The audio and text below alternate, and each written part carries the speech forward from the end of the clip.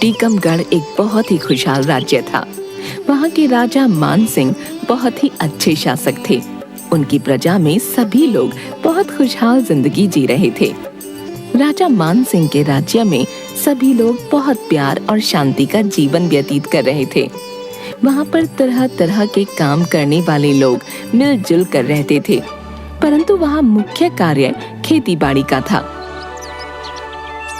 राजा मान सिंह के राज्य में कभी कोई लड़ाई झगड़ा नहीं होता और ना ही कोई चोरी चकारी। यदि कभी कोई झगड़ा हो भी तो वह राजा के दरबार में आकर सुलझा लिया जाता था। इस तरह वहाँ के लोगों का जीवन बहुत ही शांतिमय तरीके से बीत रहा था। उसी राज्य में दीपक नाम का एक युवक रहता था। दीपक बहुत ही समझदार और होनहार लड़का था। उसके पिताजी वहीं पर स्कूल में टीचर थे। पूरे राज्य में दीपक और उसके पिता सबसे ज्यादा पढ़े लिखे थे, इसलिए सभी लोग उनका बहुत सम्मान करते थे। दीपक पढ़ा लिखा होने के साथ साथ काफी बुद्धिमान और होशियार भी था। टीकमगढ़ राज्य में एक दिन एक साधु बाबा आते हैं और भीड़ भाड़ से दूर जंगल की तरफ अपनी कुटिया बनाकर रहने लगते हैं। राज्य में ये बात जल्द ही फैल जाती है कि वहाँ पर कोई साधु बाबा आए हुए हैं जो कि बहुत दूर हिमालय से साधना करके आए हैं। गांव के लोग उनके बारे में बातें करने लगते हैं। अरे भाई, सुना है अपने राज्य में कोई नए साधु बाबा आए हैं जो बहुत सिद्धि प्राप्त किए हुए हैं। हाँ, मैंने भी उनके चर्चे सुने भाई। कल ही कोई व्यक्ति चौपाल पर बता रहा था कि वो बहुत पहुंचे हुए बाबा हैं। उन्होंने हिमालय पर काफी समय तक साधना किया भाई। वो किसी भी राज्य या गांव में थोड़े दिनों के लिए ठहरते हैं और फिर आगे चले जाते हैं। वो जिस जिस जगह पर रहकर आए हैं ना, वहां पर उन्होंने लोगों का बहुत कल्याण किया है भाई। वो साधु बाबा लोगों के दुख दूर कर देते हैं। गांव के लोग सोचने लगते हैं कि क्यों ना चलकर साधु बाबा का आशीर्वाद लिया जाए। इस तरह धीरे धीरे लोग साधु बाबा की कुटिया पर जाने लगते हैं।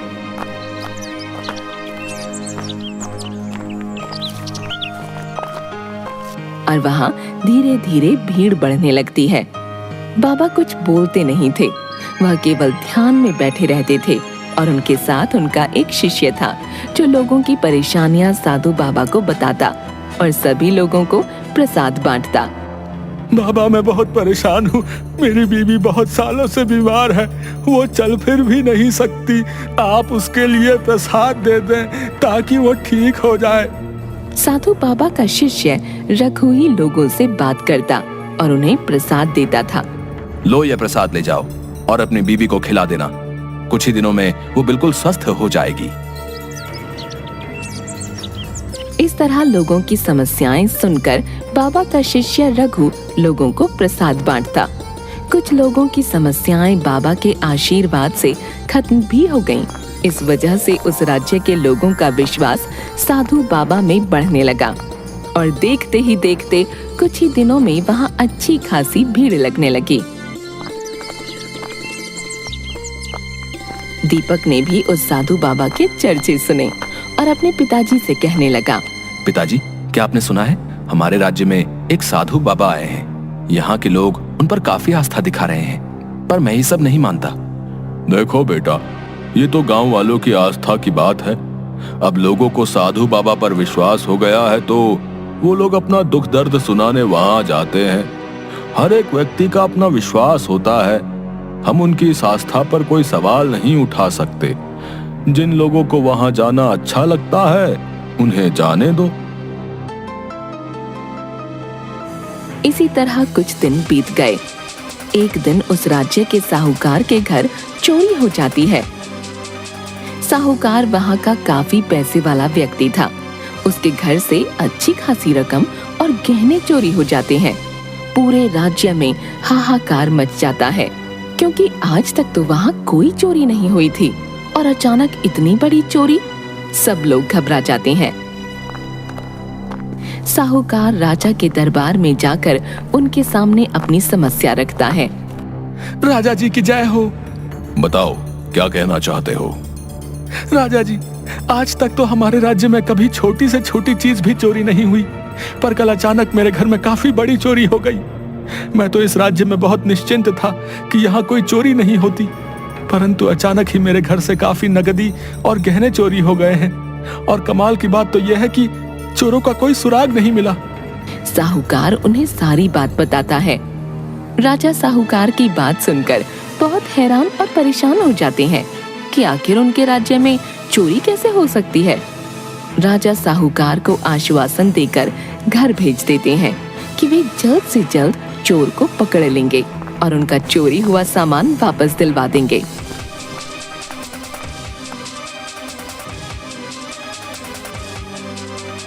परंतु अगले ही दिन गांव के जमींदार के घर चोरी हो जाती है। अब तो सारे राज्य में ये बात आग की तरह फैल जाती है। टीकमगढ़ में सभी पैसे वालों के यहाँ चोरी हो रही है। राजा ये सब सुनकर बहुत परेशान हो जाते हैं और अपने मंत्रियों से कहते हैं, ये सब क्या हो रहा है हमारे राज्य में? आज तक जहाँ एक छोटी सी भी चोरी नहीं हुई, वहाँ लगातार इतनी बड़ी बड़ी 2 चोरियां। आखिर ये सब कौन कर रहा है? इसका पता लगवाओ। जी राजा जी, हम पूरी कोशिश कर रहे हैं, परंतु चोर का कोई सुराग नहीं मिल पाया। हम लगातार कोशिश में लगे हुए हैं कि चोर जल्द से जल्द पकड़ा जाए। इसी तरह दिन बीतने के साथ साथ हर दूसरे नए दिन पर एक के बाद एक नई चोरी होने की घटना होती रहती है। सभी लोग बहुत कोशिश करते हैं, परंतु चोर पकड़ा नहीं जाता। राज्य में सभी लोग बहुत परेशान और डरे हुए से दिखते हैं कि आखिर ये हो क्या रहा है। उस राज्य में ऐसा कौन चोर घुस आया है जो बेखौफ होकर एक के बाद एक चोरी कर रहा है और पकड़ा भी नहीं जा रहा। आखिरकार राजा बहुत परेशान हो जाते हैं। अपने मंत्रियों से कहते हैं कि जल्द से जल्द कुछ करें। यदि जल्द से जल्द चोर नहीं पकड़ा गया तो हमारे राज्य से काफी लोगों के घरों से कीमती सामान चोरी हो जाएगा और जनता का विश्वास भी हम पर से उठ जाएगा। तभी एक मंत्री कहता है, राजा जी, अगर आप बुरा न माने तो हम गांव के दीपक को बुलाकर उसकी मदद ले सकते हैं। वो एक पढ़ा लिखा समझदार युवक है। उसने काफी लोगों की बहुत सी समस्याएं सुलझाई हैं। यदि आप कहें तो उसे बुलवाकर उसकी मदद ली जाए। तो सोच क्या रहे हो? जल्द से जल्द दीपक को यहाँ बुलाओ और उसे मदद के लिए कहो।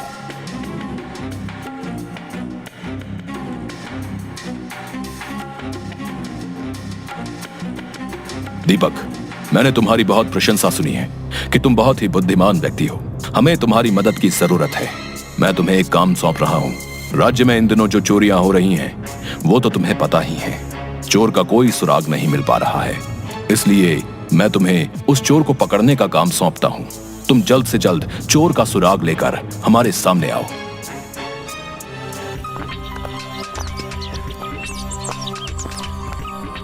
दीपक राजा की आज्ञा मानकर वहां से निकल पड़ता है और घर जाकर इस बारे में काफी सोचता है। दीपक उन लोगों से भी मिलता है जिनके घरों में चोरियां हुई थीं। काफी बातचीत और छानबीन के बाद उसे पता चलता है कि जिन लोगों के घरों में चोरियां हुई हैं, वे सभी साधु बाबा की कुटिया पर आशीर्वाद और प्रसाद लेने गए थे। बस दीपक के दिमाग में ये खटकता है कि हो ना हो इसमें साधु बाबा का जरूर कोई हाथ है और उन्हीं के यहाँ आने के बाद चोरियां शुरू हुई हैं। बस फिर क्या था, दीपक इस बात की तह तक जाने की सोचता है। अगले दिन दीपक साधु बाबा की कुटिया पर जाता है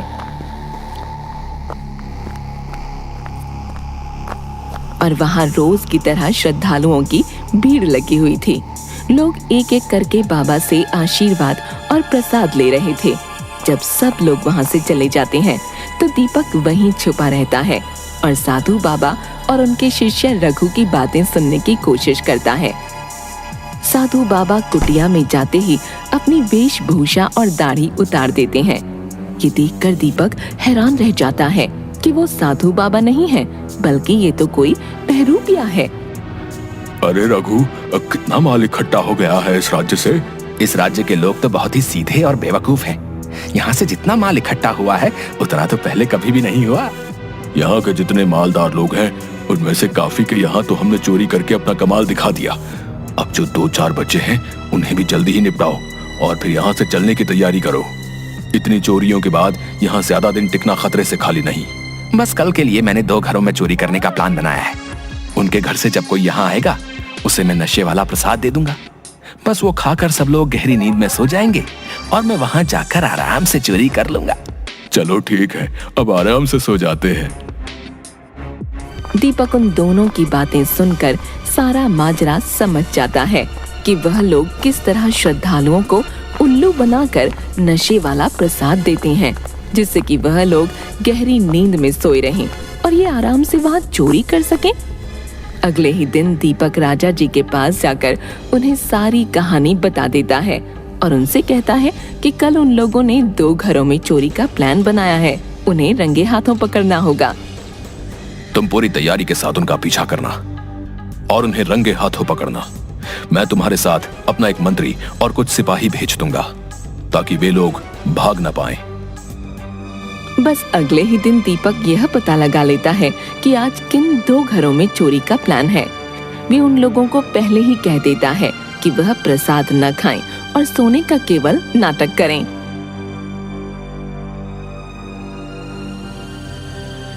वो लोग ऐसा ही करते हैं। सन्नाटा देखकर बाबा और रघु पहले एक घर में घुसते हैं। दीपक उनका पीछा करता हुआ वहीं घर के बाहर खड़ा हो जाता है।